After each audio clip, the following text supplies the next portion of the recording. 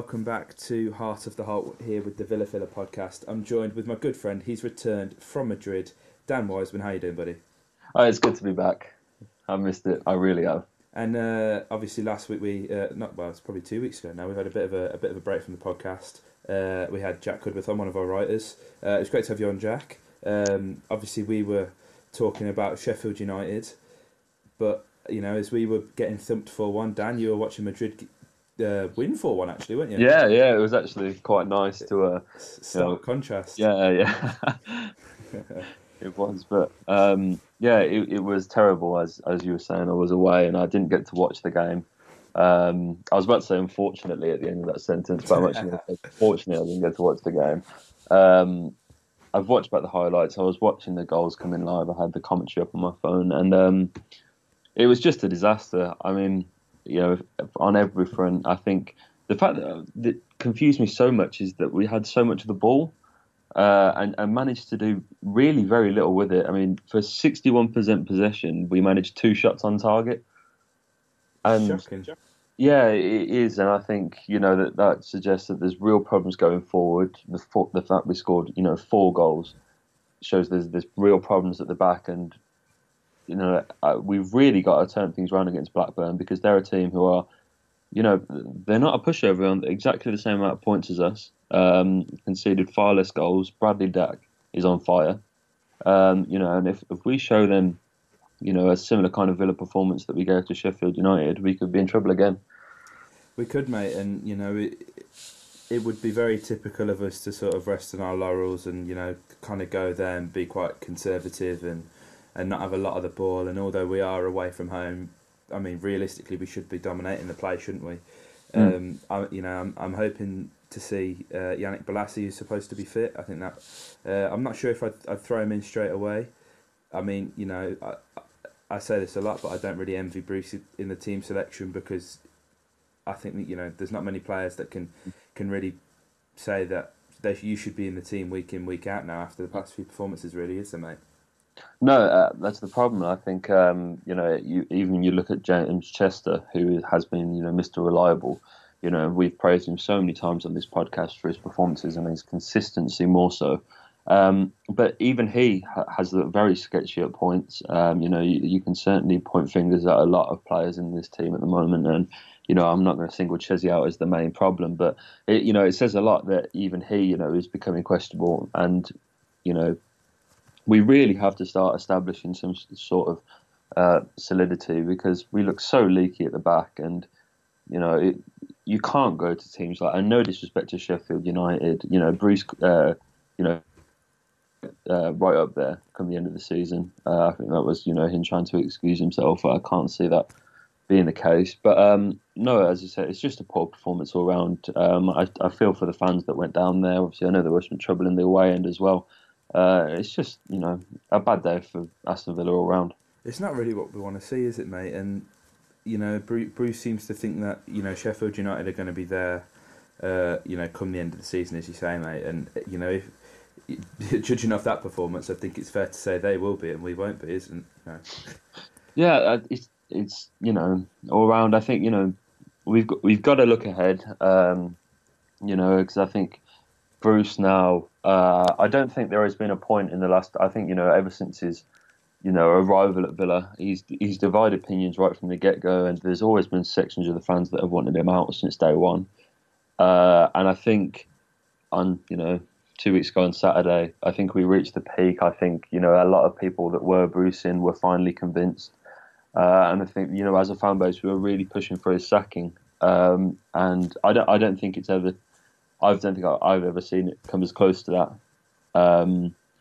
And Bruce has really got to wake up, because he used to have a pretty loyal army of fans that would stick by him no matter what. And though there are still people that are saying he should stay, that number of people is rapidly decreasing, and so he's really got to try change things. And I will give him his fair share, and I do think now that we've signed Abraham and Bolasie, there's talk of Terry re-signing. Once he's got his full squad and all is said and done, I think it's only really fair to judge then. But I'm expecting to see the two of them feature against Blackburn at some point, and if we don't get a result, then I think it's really going to be knocking on the door.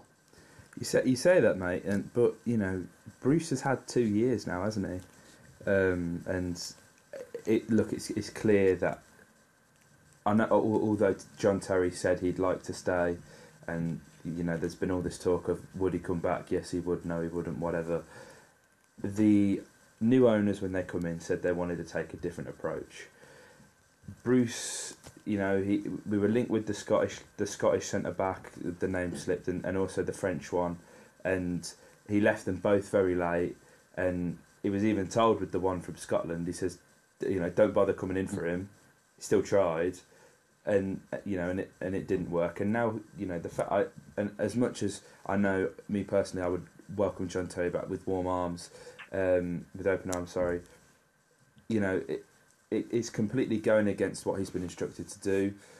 And as much as we love John Terry, and I don't see it being a viable option. And Bruce is really relying on some people to try and save his job. Like he has done in the past, like Adoma. He's been shoved out in the cold. He should. I do think there's unfinished business with John Terry. I really do.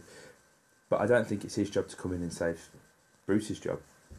No, I completely agree. And obviously, when we lost the playoff final, there was this same talk of, would we have John Terry back? And when I remember saying I wouldn't want, at the time I said I don't want John Terry, because he did his time, and he's not getting any younger. And the fact that he managed to play, to that level that he did at his age is, huge credit to John.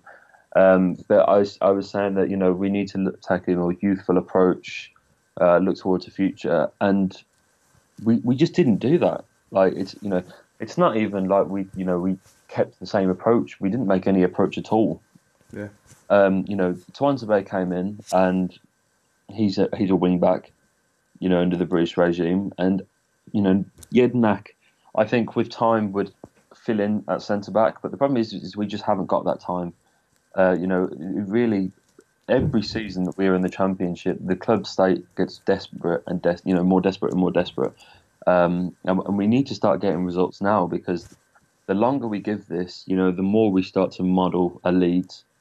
And as I said, I really didn't want John Terry back. I thought, as I said, we should be trying a different approach. But it is a sign of the times that even I now am looking to John to come in and try and do anything that we can get our hands on, because we need to sort this out quickly, because we're already a few games in, and the longer that this goes on, the Championship's a long league, it is, and we say this every season, that how much of a slog it is, but if we're going to be up there and we really want to be pushing for a return to the Premier League, we have to start getting points now. Is there a quick fix, Dan? That's a good question. No, unfortunately. I really wanted to say yes, and I was trying to convince myself in that brief moment that yes, but I don't think so. There's so many things wrong with this Villa team, and we've been speaking defensively, but I still think there's huge problems going forward, especially with recycling the ball and the pace at which we build up play. It's always a terrible.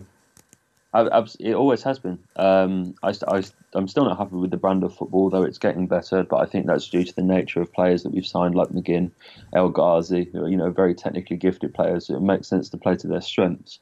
But even so, the way that we recycle the ball, how long it takes us to forge chances, if you compare us to other teams in the league, there really is no comparison. And Bruce has done it before, but he's always been able to stick by his track record. But the more that I see the Championship play out, the more that I see different teams, different managers come to Villa Park, the more I realise that is, effectively irrelevant, because, Nuno at Wolves had no experience. Yeah. We've seen so many different managers come into the Championship in recent years and take their teams up for the first time of asking, second time of asking, and who have never done it before. And it's just a sign of the times. It's a change in the times, and I just don't think Bruce fits the bill. No, and I'm going to take you slightly further back to Brentford, and my dad. After that, I'm not saying he's definitely not a Bruce in guy, but I don't think he's totally convinced on the whole Bruce out malarkey. But he'd never been a fan of Dean Smith, and there's always been this talk of Dean Smith. And after that game, he was pretty convinced that Dean Smith would blitz the league with this squad, and that for me, says it all. If someone who's I wouldn't say on the fence, but is not really in either camp, is convinced that we would win the league with Dean Smith at the helm. Yeah, if it was up to me, he'd be the man I'd go and get right now.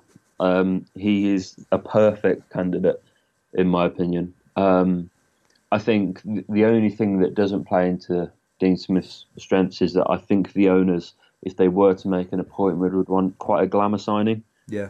I think that that they've come in, and I think they're going to want, especially now we've got Christian Perslow as well, who's got histories at big football clubs. I think they want to attract quite a big name.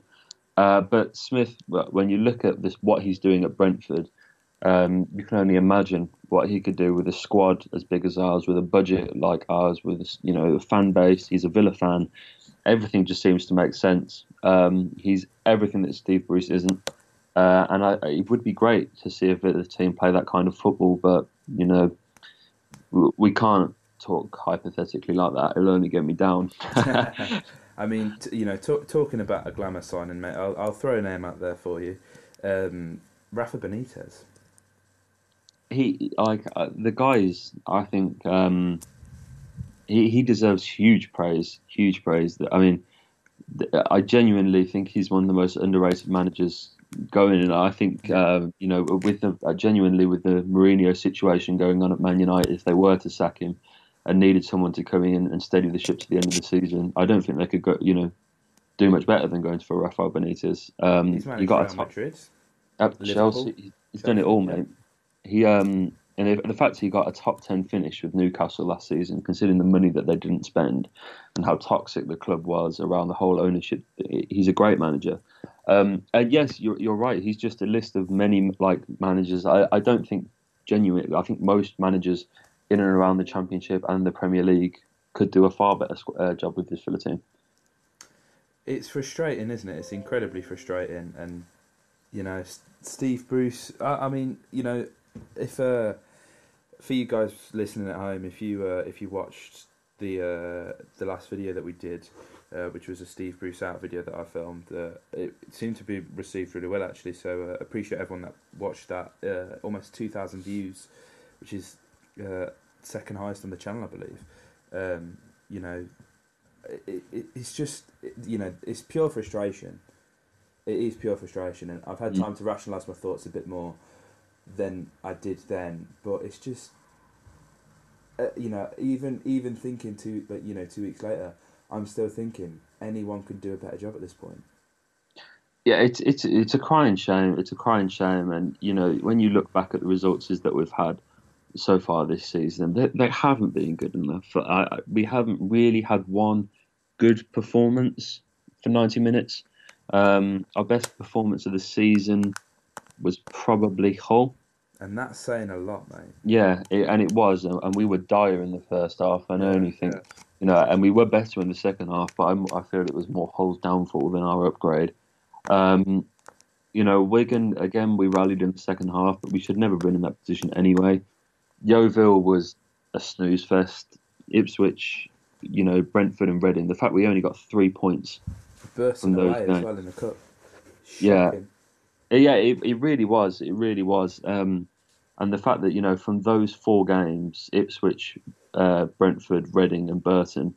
Well, if you include Sheffield in the fact we didn't get one win from those 5 games it's a disgrace. It really is. It is nothing short of an absolute disgrace. And Bruce really needs to look at himself in the mirror because, he says often how humbled he is by working for this great football club, and he often talks about the size of the club. And he needs to wake up. And if what he's saying is true, he needs to really wake up and smell the coffee because time is knocking. And I feel like he adopts some kind of invincible nature. That he really doesn't like any talk of him being sacked. He seems to be convinced he's there to stay, and he really isn't by the looks of it.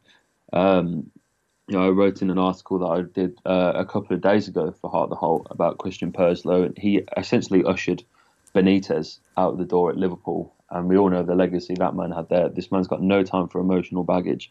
If you're not doing a good enough job, he will get you out the club. And we've got a game against Blackburn, and then the game against Rotherham. We really need to be It's going a out and must put win. performance. I genuinely go a step further than that, mate, and I think we need to put 3-4 goals past Rotherham. Oh yeah, Um, no disrespect to Rotherham, but we should be doing that to most teams in this division. Absolutely. I mean, there's only two teams, sorry, in the league that have conceded more goals than us, and speaking of Rotherham, we've conceded the exact same amount as them. And QPR.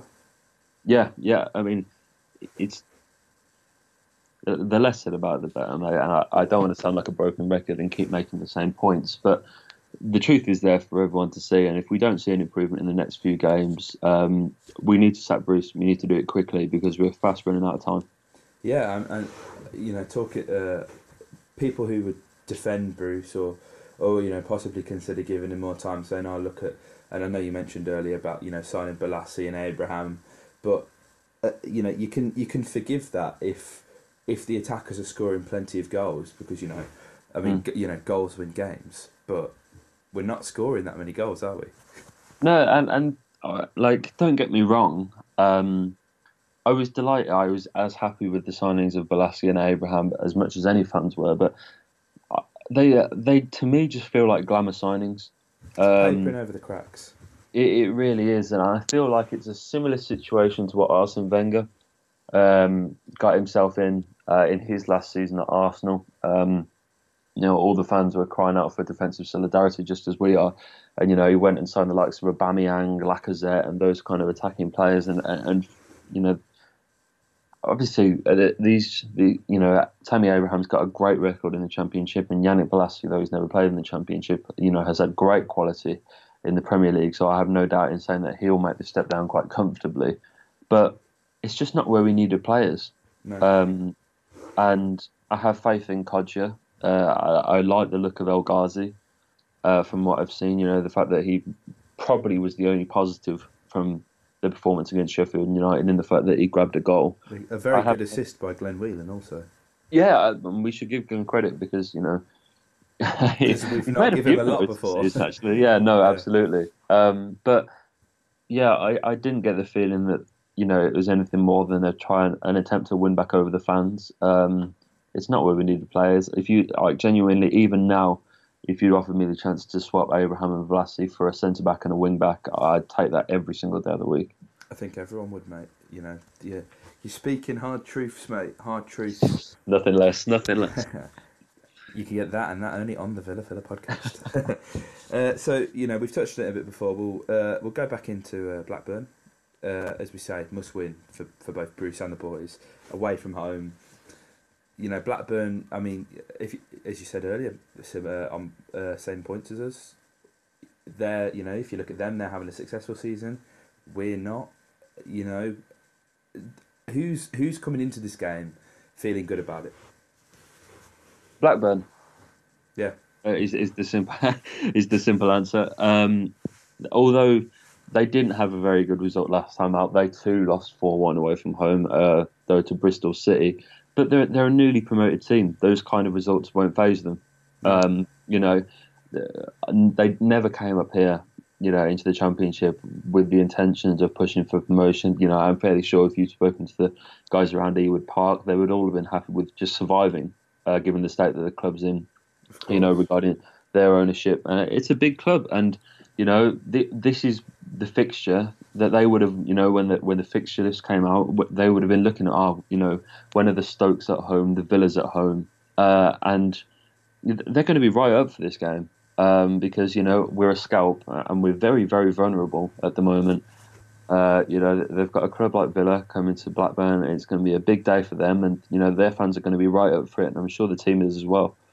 There were a few fans. I know that when a few players dropped out of the England squad before the international break, Blackburn fans were calling for Bradley Datt to be put into the squad. He seems to be a kind of Grealish figure for them, so to speak. And they're going to get behind their team. And I was about to finish that off by saying that it could be an upset on the cards, but I'm not even sure it would be. not with the way we're performing, mate. I think what's funny is obviously speaking with Villa fans, we're all sort of on the same page. But everyone else I'm speaking to, they're like, oh, what's going on at the Villa? And you guys should be up there and whatever. And I think there's still the expectation that we're going to win games certainly from outsiders, but not from within the Villa camp. By the looks of No, it. and that's one of the things that I love this club, but I'll criticise it where it's due, and we have a toxic fan base. Yeah, We really do. When things get tough, we do turn on the manager and the team pretty quickly, and it can take a long, long time to get over that. As we saw, look how long it took to get a positive feel back around Villa Park following our relegation. yeah, It was only when we, started to put a push, just at the start of this calendar year, when we were pushing towards the playoffs, it actually finally felt like a positive place to be back at Villa Park again. And it's gone completely. When you lose a playoff final, it's sink or swim from there. You can either use the experience to rally your team and get behind them, and you look at it in a kind of glass half full sort of way, or you can wallow in it and become almost obsessed by it, and that's what we're falling behind. I don't want Tom Kearney's goal to be one of those goals. I don't want to speak about it in the same way I do Nemanja Vidic's tackle. of course. Gabi, I don't want it to be one of those kind of events, and I hope it won't. Which is why I'm saying, we have to get a result against this Blackburn team, because otherwise, we leave it too long. The more that comes to reality. Who's one to watch for you, mate, in this game? Obviously we've said before, Balassi potentially fit. Abraham scored for the England under-23s the other night. We've got options. Yeah, I think it's a tough one, and it's going to be interesting to see what Bruce goes with. But I'm expecting. For me, it's the game is won and lost in centre midfield.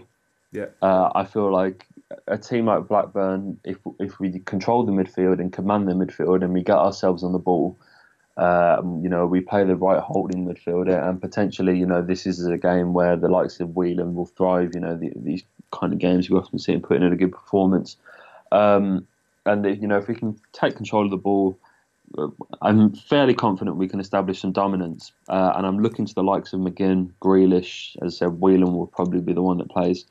And it's got to be those three that put the performance in. And we know that regardless of who the front three is, whether it's Kodja that plays, Abraham, Balassi, whoever, I'm confident in the front three that it will get us goals.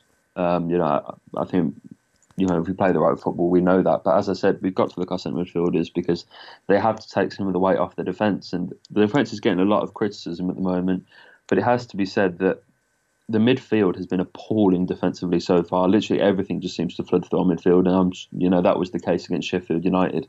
So I'll be looking to our midfield as the real deciding factor in this one. yeah. I mean, a slightly controversial opinion. I think the other week, our last home game, obviously when Grealish came off injured and had the knock, I think it's, in my opinion, I don't know what you think about this, Dan, but I think we almost played slightly better without him on the pitch, which I never thought I'd say. Yeah, no, it's like The team felt balanced. when Grealish is on the pitch, there is a huge onus on him to be the main provider. Yeah, And I think when we go forward, everything that is good goes through the feet of Jack Grealish, whether he's involved in the build-up, whether he's getting the assist, whatever he's doing. We going forward when he's on the pitch, it is simply pass to Jack and let him do the rest. That's our only real mentality. And I think when Grealish come off, it allowed other players to step up to the plate. And it certainly wasn't a finished article in the second half, but that's because we haven't played without Jack Grealish this season. And although Jack, I don't think has been at his best so far this season. I don't think he's hit the heights. Certainly not being as effective as he was at the end of last season. There is a valid point, and I think the likes of McGinn, who is showing a fantastic creative spark, it must be said. can shoulder some of that weight, and I'd like to see us try and play more around Jack Grealish because, the more that we give the ball to his feet, the more other teams and more teams on the pitch are able to get used to it and understand him. So it'd be interesting to see if we can shoulder some of that. It will, mate. I'm going to put you on the spot now and ask you for a prediction for the game. The tough one. Yeah, it is, absolutely. I think, and I was saying to this before the podcast, we've been in these situations before, and Bruce pulls it out of the bag in these kind of situations. When his back's against the wall, we've seen it a few times, he comes out and scrapes a lucky result. And that's what I think we'll do here. I can't see us keeping a clean sheet for the life of us. I think it will be 2-1 to Villa. 2-1. Do you know what? I'm gonna say it's gonna be 2-2. I think you can pretty much guarantee goals in this one because we're so bad, defensively, and obviously forward now we've got some real talent, so there's going to be goals. It's just how evenly they're distributed. There's so many things to take into account in this kind of fixture, mate. You can guarantee it's going to be a scrappy one, and it's not going to be a nice one to watch. And the cameras are on, the pressure's on Bruce. It's about time that the media wake up and realise that they've got to get their heads out of his arse. Steve Bruce isn't the man that he once was, and and we've been seeing that for the past few weeks now. We really have. On a slightly more different note, we're coming to that time of year, mate. FIFA 19's coming out. I was on the train coming back from Manchester today, actually, reading a post actually from the club on their site. Yeah, with the FIFA ratings. I've got it just here. Me too, mate. I'm looking at them right now. Highest rated player, Yannick Bolasie. I think we kind of expected that. Coming in at number 2, Jack Grealish, 76 rated. You're beautiful, isn't it? That is a beauty. I was really happy. Going straight in my ultimate team. However, one thing I will say with Jack Grealish on FIFA for me is not so much about his rating as the terrible haircut they've given him. Mate, it's awful, isn't it? They need to sort that out. Shocking. And I think another thing that needs sorting out, mate, is one, John McGinn at 71, and 2, Berke Bjarnason at 70. I know that is outrageous, robbery, isn't it? Mate, I know, considering they gave Ross McCormack a 71. Yeah, on what merit? The fact he scored a goal like 3 years ago. Come on. Unbelievable. Yeah, there were some nice ones. I'll give them. You know what? Bjarnason is a disaster. God knows what's gone on there, but I like at least 73. Yeah, 100%. 100%. I'm happy with the position change. Well, yeah, I mean, and Alan Hutton 71. I know the downgrade as well. Down 2, is it, from last year? I'm happy with James Chester, 75. Albert as well. Albert's was good, yeah, but he's not going to get. He won't get used because Bolassie's also a left winger. They're both. Albert's had a bit of a position change, hasn't he? Jonathan Codger, 75 again. Consistent. I suppose that's all you can say about that. It's a funny one. I don't think they would have dropped him too harsh because obviously, I mean, he didn't score a lot of goals last year, but he's proven, and that's probably why McCormack's still a 71 rated. Anyway, funny note to end on there, mate. Well, I think we'll have a better. I think it's the 28th, is it? 28th it comes out this year. Yeah.